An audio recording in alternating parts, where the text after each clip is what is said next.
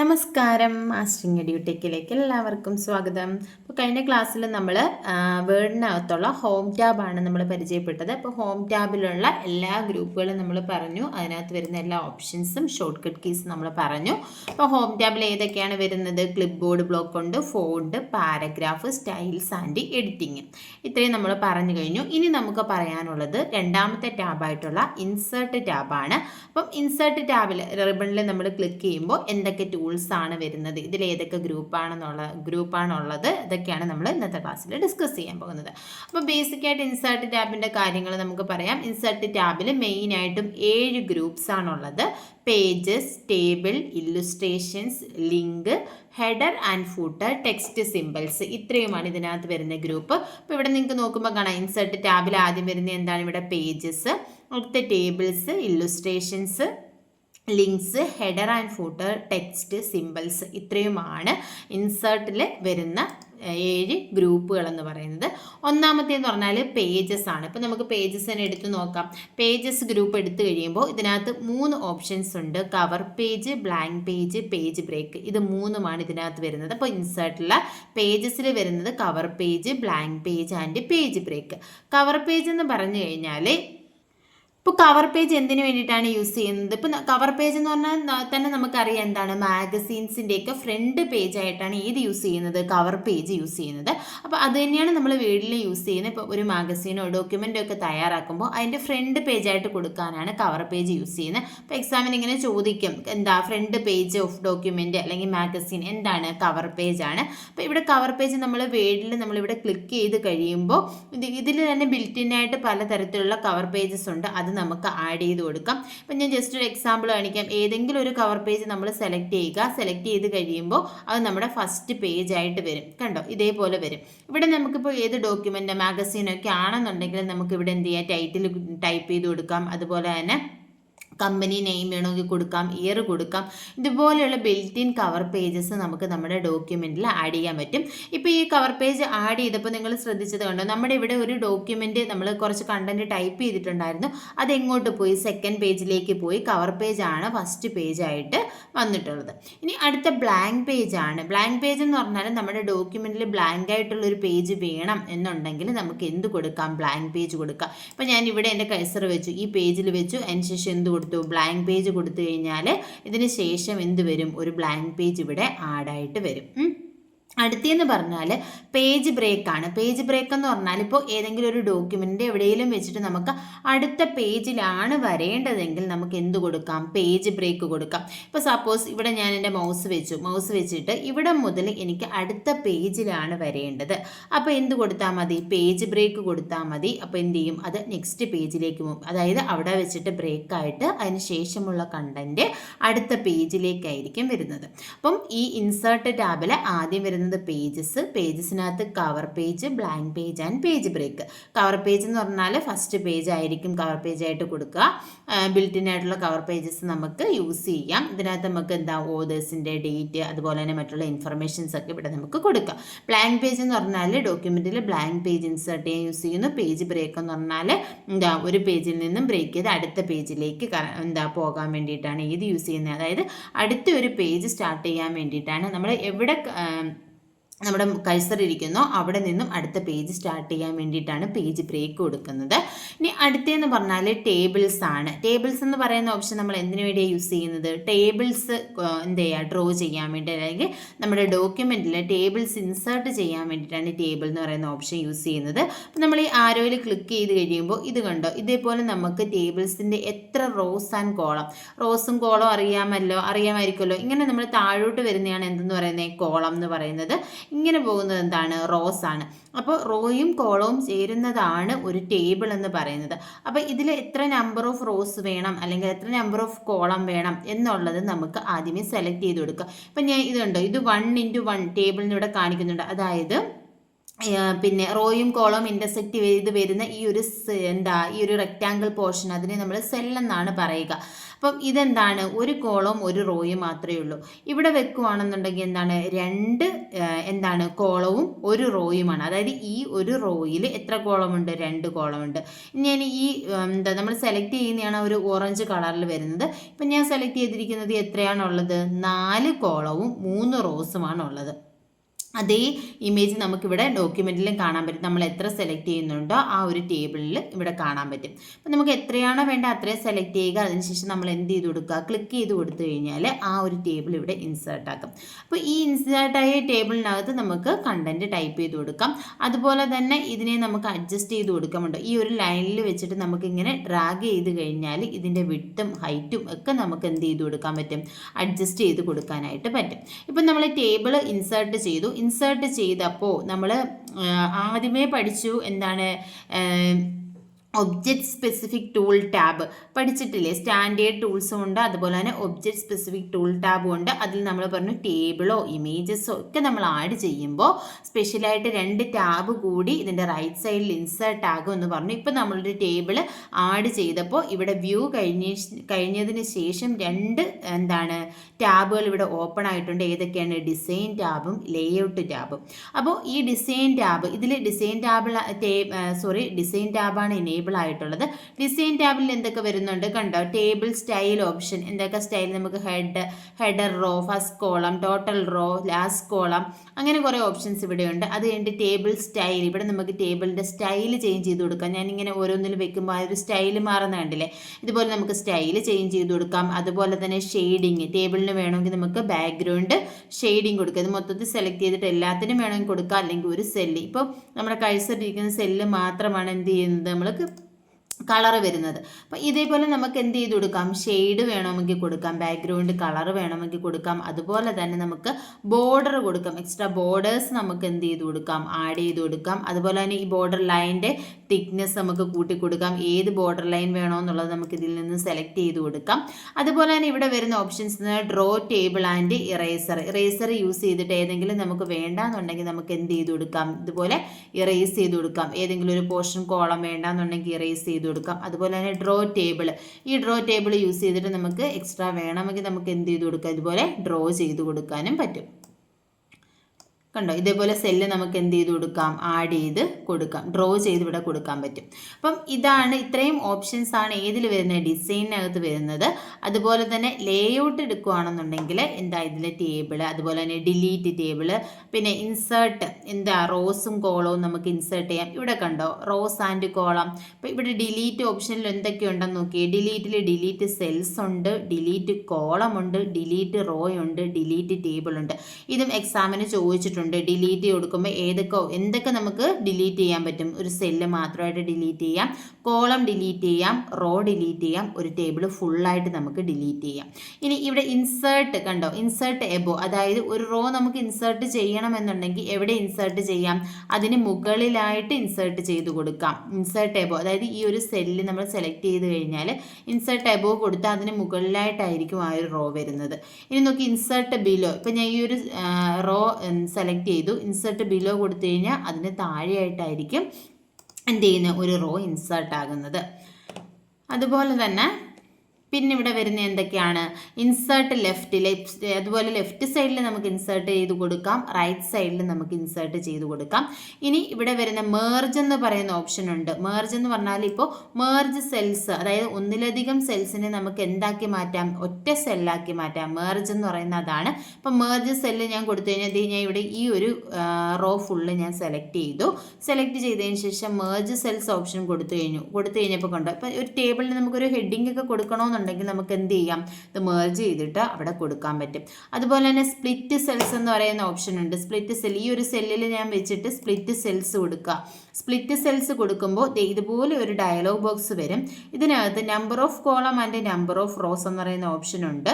ഈ number of കോളത്തിൽ നമുക്ക് ആ ഒരു സെല്ലിനെ എത്ര കോളമായിട്ട് ഡിവൈഡ് ചെയ്യണം അത് കൊടുക്കുക. ഇപ്പം ഞാൻ ഒരു 3 കോളം കൊടുത്തു. ഇനി നമ്പർ ഓഫ് റോസ് ആണെന്നുണ്ടെങ്കിൽ എനിക്ക് 2 റോ വേണമെങ്കിൽ ആ 2 റോ കൊടുത്തു. അതിനുശേഷം നമ്മൾ ഓക്കെ കൊടുത്തു കഴിഞ്ഞാൽ കണ്ടോ, ഈ ഒരു സെല്ലിനകത്ത് ഞാൻ കഴ്സർ വെച്ചിട്ട് ആ സെല്ലിനെയാണ് സ്പ്ലിറ്റ് ചെയ്തത്. അപ്പോൾ ഇവിടെ എത്ര വന്നിട്ടുണ്ട്? 3 കോളം. കണ്ടോ? ഇങ്ങനെ 1 2 3 കോളവും അതുപോലെ തന്നെ 2 റോസും അങ്ങനെയാണ് ഇതിനകത്ത് വന്നിരിക്കുന്നത്. സ്പ്ലിറ്റ് ചെയ്ത് നമ്മൾ 3 കോളം 2 റോയും ആണ് കൊടുത്തത്.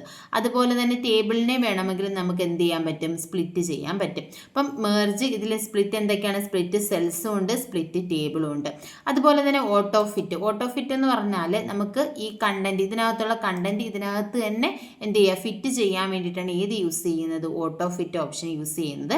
പിന്നെ ഇതിനകത്ത് വരുന്നത് അലൈൻമെൻ്റ് ആണ്. അലൈൻമെന്റ് എന്ന് പറഞ്ഞാൽ ഇതിനകത്ത് കൊടുക്കുന്ന കണ്ടന്റ് എവിടെ അലൈൻ ചെയ്യണമെന്നുള്ളത് നമുക്ക് കൊടുക്കാൻ പറ്റും. ഇപ്പം ആദ്യത്തെ ഡീഫോൾട്ടായിട്ട് ഏതാണ് കിടക്കുന്നത്? ടോപ്പ് ലെഫ്റ്റ് ആണ് കിടക്കുന്നത്. ഇപ്പോൾ ഈ ഒരു സെല്ല് നമ്മൾ എടുക്കുകയാണെങ്കിൽ ഞാനിപ്പോൾ ടൈപ്പ് ചെയ്തപ്പോൾ ഈ ഒരു വേർഡ് ടൈപ്പ് ചെയ്തപ്പോൾ ഈ സെല്ലിൽ എവിടെയാണ് വന്നത്? മുകളിൽ ലെഫ്റ്റ് സൈഡിലാണ് വന്നത്. അപ്പോൾ ഈ ടേബിളിൻ്റെ ഡീഫോൾട്ട് അലൈൻമെൻ്റ് ആയിട്ട് കിടക്കുന്ന ഏതാണ്? ടോപ്പ് ലെഫ്റ്റ് ആണ്. ഇനിയിപ്പോൾ നമ്മളിത് കൊടുത്തു കഴിഞ്ഞാൽ എന്ത് വരും? ഇത് സെൻറ്റർ കണ്ടോ? കുറച്ച് ഇങ്ങോട്ട് മാറി ചെറിയ ടെക്സ്റ്റ് കൊടുക്കാം. ഇത്രയും മതി. അപ്പം നോക്കിയേ, ഇതെപ്പോൾ എവിടെയാണ് വന്നിരിക്കുന്നത്? സെൻറ്ററിലാണ് വന്നിരിക്കുന്നത്. ഇനി ഞാൻ ഈ ടെക്സ്റ്റ് സെലക്ട് ചെയ്തിട്ടു. ഇത് അലൈൻമെൻറ്റ് ഏതൊക്കെ ഉണ്ട്? നമുക്ക് ടോപ്പ് ലെഫ്റ്റ് ഉണ്ട്, ടോപ്പ് സെൻറ്റർ ഉണ്ട്, അതുപോലെ തന്നെ ടോപ്പ് റൈറ്റ് ഉണ്ട്. പിന്നെ വരുന്ന ഏതാണെന്ന് വെച്ചാൽ സെൻറ്റർ ലെഫ്റ്റ്, അതായത് നടുക്ക് ലെഫ്റ്റ് സൈഡിൽ, അതുപോലെ തന്നെ സെൻറ്റർ, അതായത് നടുക്ക് തന്നെ വരാൻ വേണ്ടിയിട്ട്, അതുപോലെ തന്നെ സെൻറ്റർ റൈറ്റ് ഉണ്ട്. ഇതെന്ന് പറയുന്നത് ബോട്ടം ലെഫ്റ്റ്, ഇതെന്താണ്? ബോട്ടം സെൻറ്റർ ആണ്, ഇത് ബോട്ടം റൈറ്റ് ആണ്. ഇത്രയും നമുക്ക് കൊടുക്കാം. ഇപ്പം നോക്കി, ഇതെപ്പോൾ എവിടെയാണ് വന്നിരിക്കുന്നത്? ടോപ്പ് റൈറ്റ് ആണ് വന്നിരിക്കുന്നത്. ഇതെന്ന് പറയുന്നത് എന്താണ്? സെൻറ്റർ ലെഫ്റ്റ് ആണ്, ഇത് സെൻറ്റർ ആണ്, ഇത് സെൻറ്റർ റൈറ്റ് ആണ്, ഇത് ബോട്ടം ലെഫ്റ്റ് ആണ്, ഇത് ബോട്ടം സെൻറ്റർ ആണ്, ഇത് ബോട്ടം റൈറ്റ് ആണ്. ഇങ്ങനെ 9 രീതിയിൽ നമുക്ക് ടേബിളിലെ കണ്ടന്റിനെ അലൈൻ ചെയ്യാൻ പറ്റും. അതുപോലെ തന്നെ ടെക്സ്റ്റ് ഡയറക്ഷൻ ഉണ്ട്. നമ്മൾ കൊടുക്കുന്ന ടെക്സ്റ്റ് ഏത് രീതിയിൽ വരണം? കണ്ടോ? ഇങ്ങനെ കൊടുത്തു കഴിഞ്ഞാൽ ഈ ഒരു രീതിയിൽ വരും. അതുപോലെ തന്നെ ഏത് രീതിയിൽ അലൈൻ ചെയ്യണം ആ ഒരു ഡയറക്ഷൻ നമുക്കിവിടെ സെലക്ട് ചെയ്ത് കൊടുക്കാൻ പറ്റും. അതുപോലെ തന്നെ സെല്ലിന് മാർജിൻ വേണമെങ്കിൽ കൊടുക്കാൻ പറ്റും. പിന്നെ ഇവിടെ ഡേറ്റയുണ്ട്. ഡേറ്റ എന്ന് പറഞ്ഞാൽ സോർട്ട് ചെയ്യാം. ഡേറ്റാസിന് ടേബിളിലെ കണ്ടന്റിനെ നമ്മൾ കഴിഞ്ഞ ദിവസം പറഞ്ഞ പോലെ തന്നെ സോർട്ട് ചെയ്യാൻ പറ്റും. കൺവേർട്ട് ടു ടെക്സ്റ്റിലേക്ക് കൺവേർട്ട് ചെയ്യാൻ ഫോർമുലാസ് ഒക്കെ കൊടുക്കാൻ പറ്റും. ഇത്രയും ഓപ്ഷൻസ് ആണ് ഏതിൽ വരുന്നത്? ടേബിൾ ഇൻസേർട്ട് ചെയ്യുമ്പോഴുള്ള ലേഔട്ട് ടാബിനകത്ത് വരുന്നത്. അപ്പോൾ ടേബിൾ ഇൻസേർട്ട് ചെയ്യുമ്പം വരുന്ന 2 ടാബുകളാണ് ഡിസൈൻ ടാബും ലേഔട്ട് ടാബും. അപ്പം ഇൻസേർട്ട് ടേബിൾ നമ്മൾ പറഞ്ഞു. ഇൻസേർട്ടിന് ടേബിൾ എടുത്തു. ഇനി ഈ ഒരു ടേബിൾ എടുത്ത് നോക്കി, ഇവിടെ തന്നെ നമുക്ക് കുറച്ച് ഓപ്ഷൻസ് ഉണ്ട്. എന്തൊക്കെയാണ്? ഇൻസേർട്ട് ടേബിൾ ഉണ്ട്, ഡ്രോ ടേബിൾ ഉണ്ട്. അപ്പോൾ ടേബിൾ നമുക്ക് ഈ ഒരു രീതിയിൽ നമുക്ക് റോയും കോളവും കൊടുത്ത് ഇൻസേർട്ട് ചെയ്യാം. ഡ്രോ ടേബിൾ ഡ്രോ ചെയ്യാം.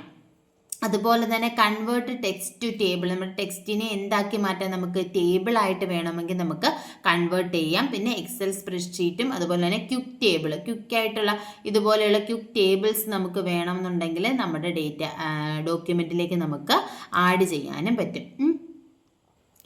അടുത്ത് നമുക്ക് പറയാനുള്ളത് ടേബിൾസ് കഴിഞ്ഞിട്ട് വരുന്ന ഇല്ലുസ്ട്രേഷൻസ് ആണ്. അപ്പോൾ ഇല്ലുസ്ട്രേഷൻസിനകത്ത് വരുന്ന എന്തൊക്കെയാണ്? പിക്ചർ ഉണ്ട്, ക്ലിപ്പ് ആർട്ട് ഉണ്ട്, ഷേപ്സ് ഉണ്ട്, സ്മാർട്ട് ആർട്ട് ഉണ്ട്, ചാർട്ട് ഉണ്ട്.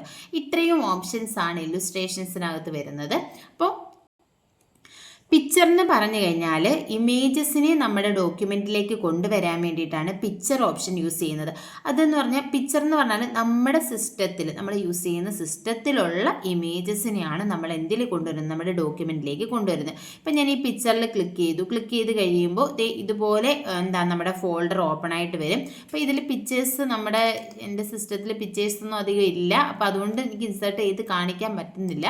അപ്പം നോക്കി, ഇപ്പം നമുക്ക് എന്തെങ്കിലും ഒരു പിക്ചർ ഉണ്ടെന്നുണ്ടെങ്കിൽ ഈ പിക്ചർ എടുത്ത് കഴിയുമ്പോൾ നമുക്കിവിടെ പിക്ചർ ഉണ്ടെങ്കിൽ അത് സെലക്ട് ചെയ്ത് കഴിഞ്ഞ് ഇൻസേർട്ട് ക്ലിക്ക് ചെയ്ത് കഴിയുമ്പോൾ എന്ത് ചെയ്യും? ആ ഒരു പിക്ചർ ഇതിനകത്തേക്ക് ഇൻസേർട്ട് ആകും.